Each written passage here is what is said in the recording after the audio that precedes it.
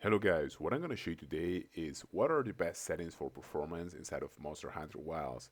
And I actually want to keep a balance between quality and performance, okay? Because some settings, they're not worth really, getting them too low because they're not going to give you any extra, on FPS, okay? So you might want to have a better look inside of the game than these settings turn off, okay? And this is exactly what I'm going to show you here. So the first thing is we need to go to the options, and now we need to find our graphics here, as I'm doing. And I would strongly recommend that you enable upscaling, as I'm doing here. If you have a graphic card that is compatible, you can use either your NVIDIA or your AMD, depending on what you have.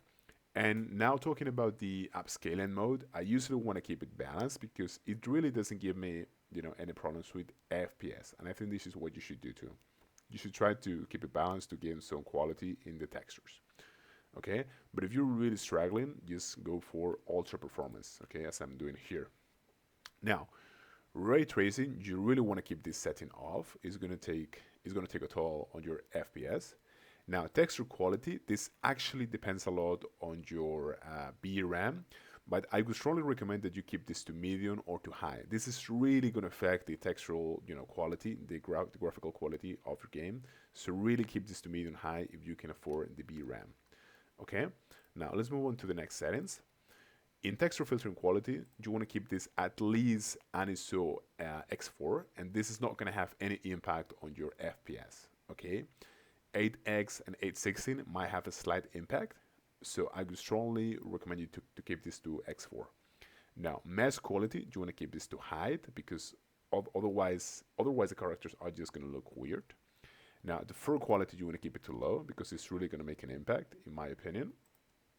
And now, these ones I'm really going to skip. You can keep them. You can keep them to anything you like. Actually, they're not going to make a difference. In shadow quality, I would recommend that you keep this to lowest or to low, no more than that, okay? This is going to make an impact in your FPS. Now, water effects, you can keep on disable or enable. It's not really going to matter when there is no water.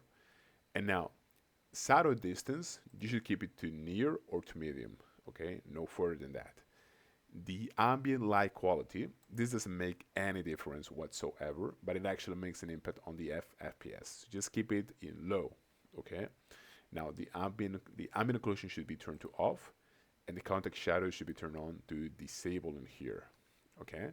Now moving on to the third one, you want to keep your bloom to high because it's going to make the game look better without any impact on FPS. Your motion blur is totally a personal preference. I like to keep it on, but a lot of people like to actually keep it off.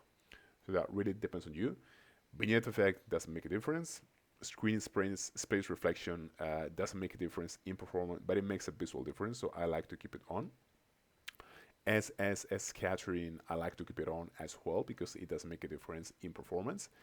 And depth of field should be definitely be kept off. Okay, it's gonna actually take a toll on your FPS, like 3 to 6 FPS. And now these two, I don't really care about those. You can keep them off or off, on and off. It doesn't really matter. Okay, so that's pretty much it. Thank you so much.